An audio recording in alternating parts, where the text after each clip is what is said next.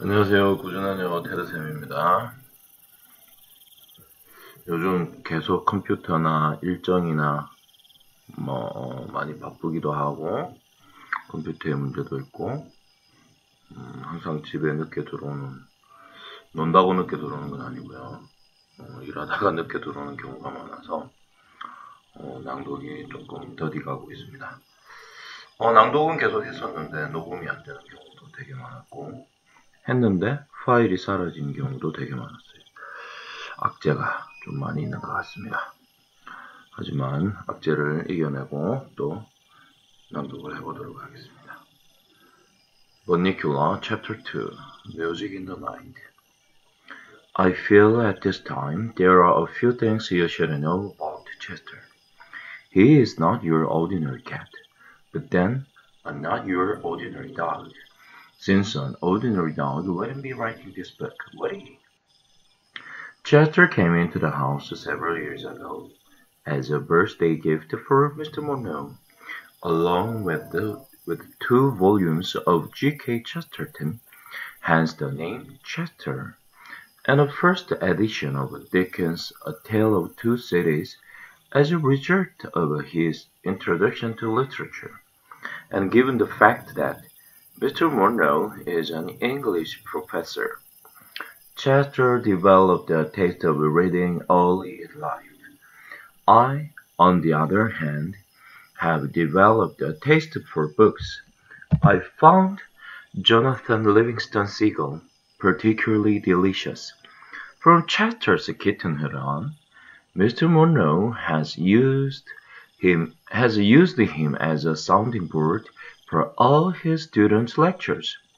If Chester doesn't fall asleep when Mr. Monroe is talking, the lecture can be counted a success.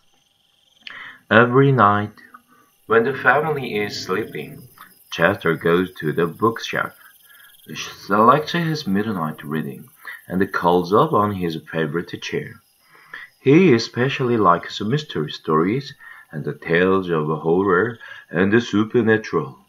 As a result, he has developed a very vivid imagination. I'm telling you this because I think it's important for you to know something of Chester's background before I relate to you the story of the events following the arrival of Vernacular into our home. Let me begin with that first night. It seems that after I went to sleep, Chester, still stewing over the lost milk, settled down with his latest book and attempted to ignore the rumbling in his stomach. The room was dark and quiet. This did not prevent his reading. Of course, since, as you know, cats can see in the dark. A shaft of moonlight fell across the rabbit's cage and spilled onto the floor below. The wind and the rain had stopped then. As Chester read Edgar Allan Poe's The Fall of the House of Usher, he became increasingly aware of the eerie stillness that had taken their place. As Chester tells it, he suddenly felt compelled to look at the rabbit. I don't know what came over me, he said to me the next morning, but a cold chill ran down my spine. The little bunny had begun to move for the first time since he had been put in his cage. He lifted his tiny nose and inhaled deeply as if gathering sustenance from the moonlight. He slicked his ears back close to his body. And for the first time, Chester said, I noticed the peculiar marking on his forehead. What had seemed an ordinary black spot between his ears took on a strange V-shape, which connected with a big black patch that covered his back and each side of his neck. It looked as if he was wearing a coat. No, more like a cape than a coat. Through the silence had drifted his strains of remote and exotic music. I could have sworn it was a gypsy violin. Gypsy violin, Chester told me. I thought that perhaps a caravan was passing by, so I ran to the window. I remembered my mother telling me something about caravans when I was a puppy, but for the life of me, I couldn't remember what. What's a caravan? I asked, feeling a little stupid. A caravan is a band of gypsies traveling through the forest in their wagons. Chester answered.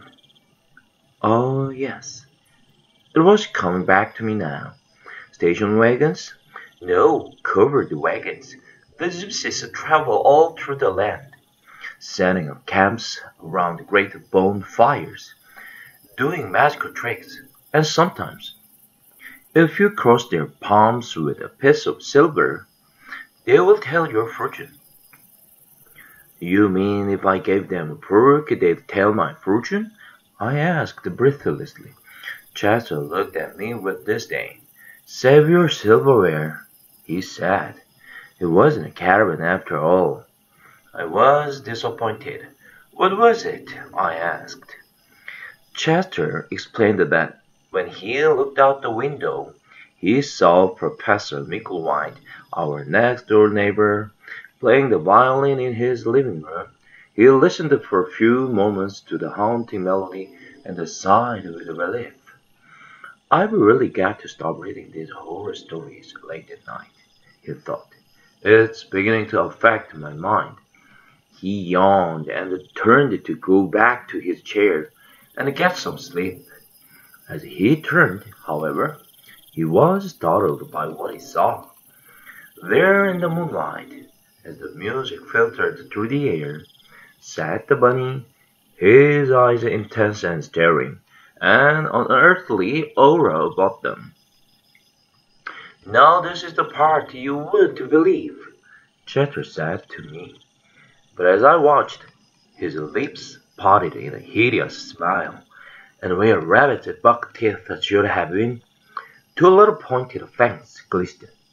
I wasn't sure what to make of Chester's story, but then the way he told it, it set my hair on end. Chapter 3. Someone unusual goings on. The next few days passed uneventfully. I was very bored. Our new arrival slept all day, and Chester, whose curiosity had been aroused by the strange behavior of the rabbit that first night, had decided to stay awake every night to observe him. Therefore, he too spent most of his days sleeping, so I had no one to talk to. The evenings weren't much better. Toby and Pete, who used to play with me as soon as they got home from school, now ran immediately to that silly rabbit cage to play with him, or at least they'd try to.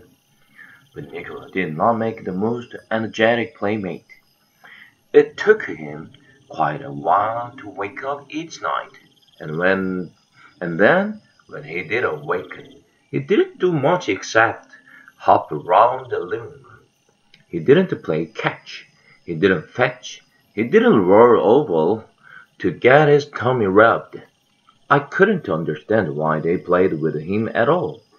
I expect it was because he was new and different, but I was confident that they would soon tire of him and come back to trusty old Harold. Finally, on the morning of the first day, I caught Chester bleary-eyed over the water dish. He grumbled at me in a most unpleasant manner. You know, Chester, you were never exactly charming in the morning, but lately you've become downright grumpy. Chester growled in response. What are you doing this for anyway? What are you looking for? He's just a cute little bunny. Cute little bunny. Chester was amazed at my character analysis. That's what you think. He's a danger to this household and everyone in it. Oh, Chester, I said, with an indulgent smile. I think your reading has gone to your head. It's just because I do read that I know what I'm talking about. Well, what are you talking about? I still don't understand. I'm not sure yet, but I know there's something funny about that rabbit. That's why I have to keep alert. But look at you. You're exhausted. You sleep all day, all the time. How can you call that alert? I'm awake when it's important. He sleeps all day, so I sleep all day.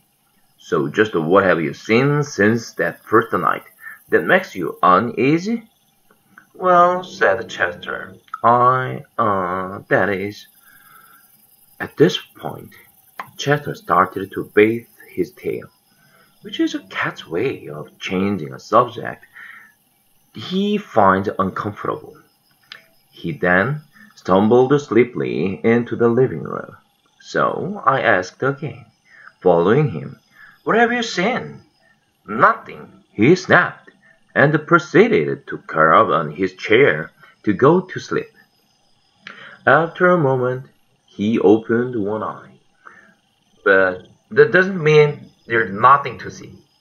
For the next few mornings, it was the same routine. I'd be ready for a good romp around the living room, and the Chester would go to sleep. Pete and Toby were at school. Mr. Monroe was at the university. He never did too much romping around anyway. And Mrs. Monroe was at her office. Mrs. Monroe was at her office. No one to play with poor, neglected Harold. At first, I thought I could strike up a friendship with Bonicula and maybe teach him a few tricks, but I could never wake him up. He was always waking up just about sunset when I wanted to take a snooze. A rabbit, I concluded, is cute to look at, but is generously useless, especially as a companion to dogs. So I would retire each day with my favorite shoe to the rug and chew. Now some people, especially Mr. and Mrs. Monroe, can't understand my taste for shoes and yell at me for snacking on them. But I always say there's no accounting for taste.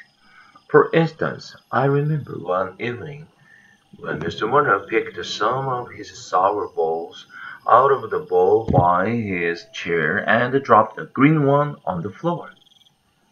He didn't notice as it rolled across the room and landed near my nose. I decided this was a perfect opportunity to try one for myself. I placed it in my mouth and wished immediately that I hadn't.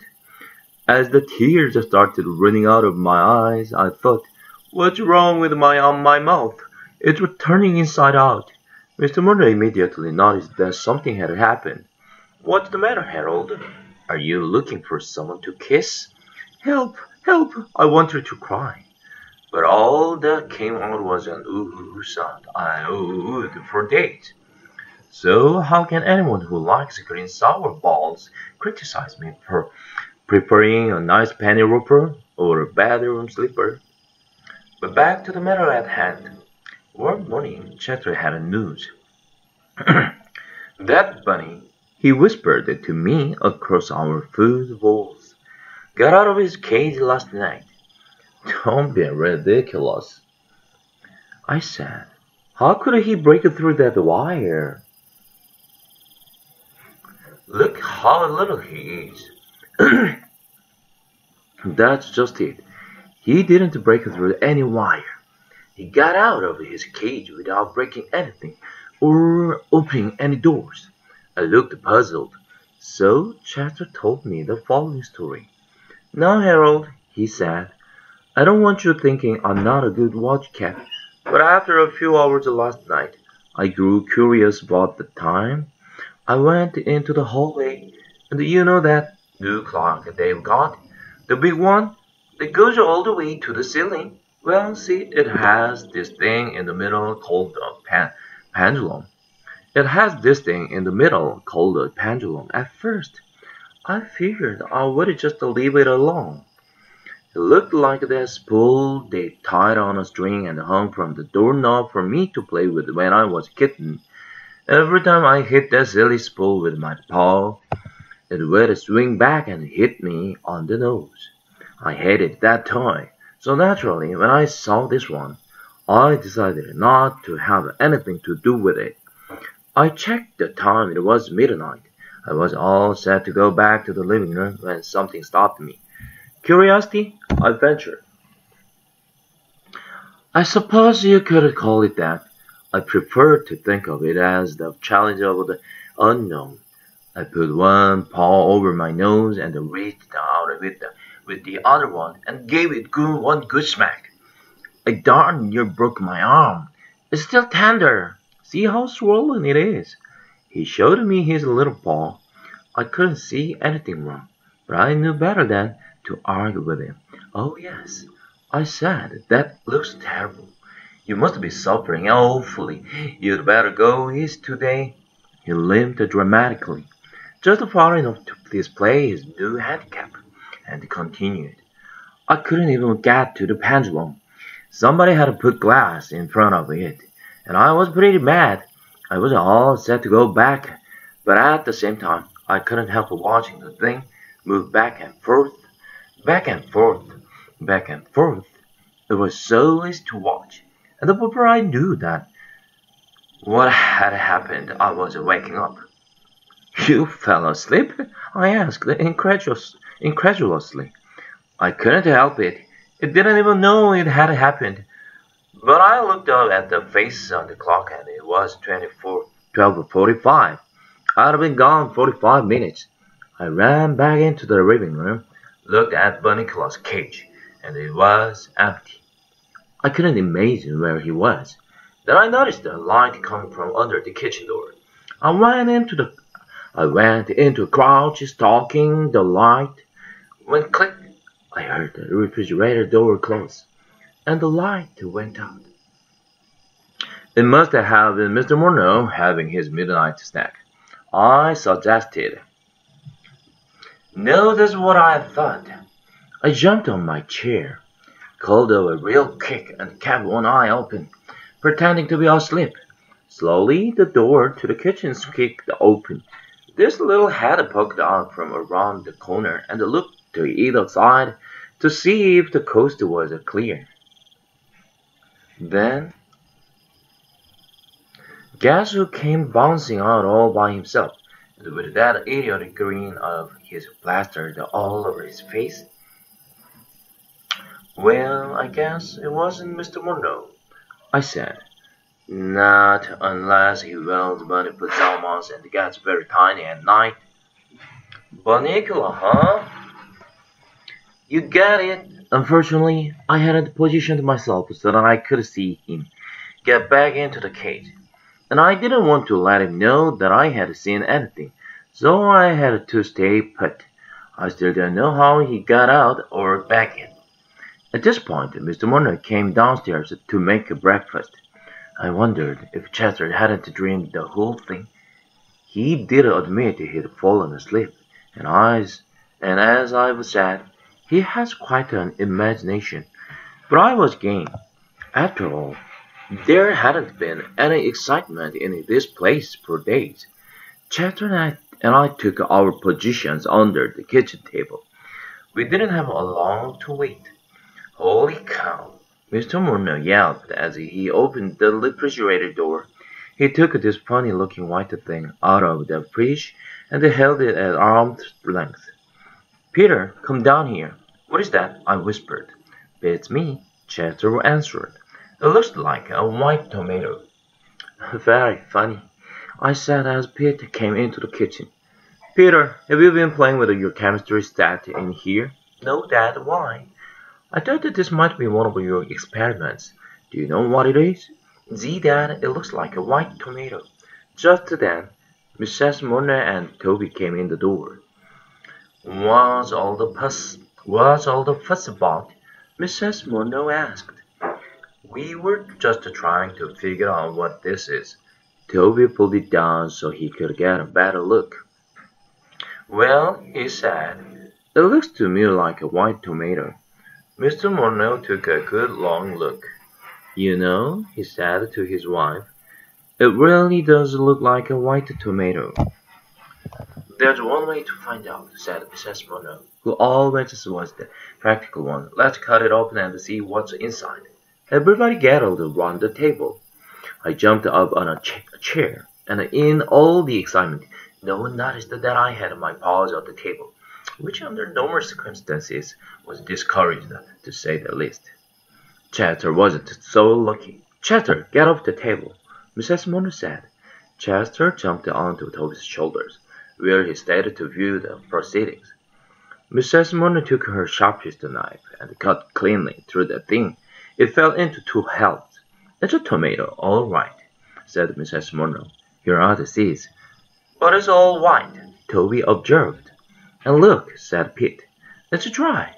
So it is, Mr. Monroe said, as he picked up one of the halves. There is no juice at all. Well, and what do you think? It's gone bad, I guess. Though I've never heard of a tomato turning white before. Come on, she said, clearing the table. Let's throw it out and have breakfast. And Harold, get your paws off the table, rat. Chester jumped down from Toby's shoulders and motioned for me to follow him into the living room. This had better be important, I said. They are cooking bacon. A white tomato, very significant, Chester murmured.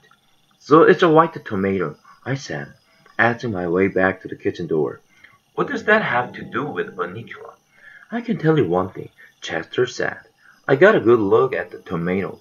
There were very suspicious marks on the skin. So, I believe there are teeth marks. So tonight, I'm gonna reread a book I read last year. How fascinating, I said, as the aroma of frying bacon wafted across my nostrils.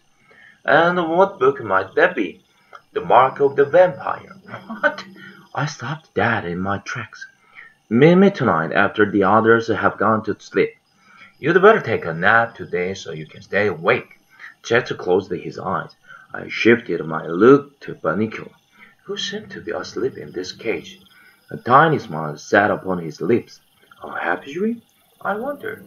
Or something else? My reverie was broken by the sound of crunching bacon. I was in the kitchen in a flash.